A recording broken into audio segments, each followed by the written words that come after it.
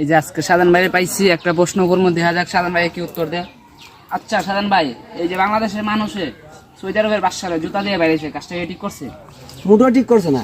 দেখো সৌদি আরবের বাদশারা বাইরেছে কি লেগে, মানে তার মূর্তি বানায় জুতা দিয়ে ফিটেছে কি লেগে, মানে ফিলিস্তিনি ব্যাপারটা নিয়ে। ফিলিস্তিনি মুসলমানের পক্ষে সৌদি আরব যায় না বা বেশি সহযোগিতা করার জন্য বাইরেছে। ভাই দেখো, সৌদি আরবের বাদশার যদি দোষ হয়ে থাকে, তাহলে ইসরায়েল ফিলিস্তিনি মুসলমানদের আজকে 78 বছর যাবৎ নির্যাতন করতেছে। এই ইসরায়েল নেটো, আমেরিকার যে সামরিক সংগঠন নেটো, এই নেটোতে 32টা রাষ্ট্র আছে। এই 32টা রাষ্ট্রের মধ্যে একটা তুরস্কও আছে, একটা মুসলিম রাষ্ট্র আছে। এরা ইসরায়েলের অস্ত্র দেয়।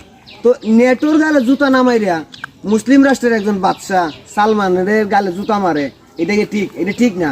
আর তার সাথে বড় কথা, আমরা যদি জুতা মারতে হয় নেটোর গালে মারবো, যেখানে 32টা রাষ্ট্র ইসরায়েলি সরাসরি অস্ত্র দেয়, তার আমরা জুতা মারবো।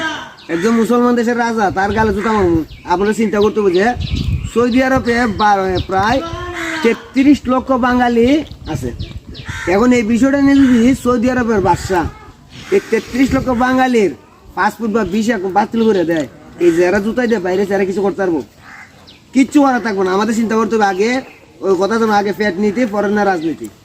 এখন সৌদি আরবের বাদশার জুতা দিয়ে বাইরে আর নেটোর যে সদস্য এরা সালাম দেয়, তো এগুলো যারা করছে এগুলো ভালো না, মানে দেশটারে গোয়া মারা দিছে বাংলা কথা যেটা। কারণ সৌদি আরবের বাদশার তো দোষ নেই, এখানে রাজনীতি, ভৌগোলিক রাজনীতি। আপনার আন্তর্জাতিক রাজনীতি চিন্তা করতে হইব। আন্তর্জাতিক রাজনীতি যদি না চিন্তা করে, আমার দেশে আমি সৌদি আরব বাদশার জুতা দিয়ে ফিরাইলাম। সৌদি আরব তো আমার 33 লক্ষ বাঙালি আছে। এখন এদের কি অবস্থা হবে? যে আমি শুনলাম যে সৌদি আরব নাকি বাঙালিদেরকে ধরা ধরছে, 20,000 না 25,000 বাঙালি গ্রেপ্তার করছে। এই যে এই ঘটনাগুলো করছে, এগুলোকে আমরা মানে প্রবাসীদের কপালে শুনি আর কি।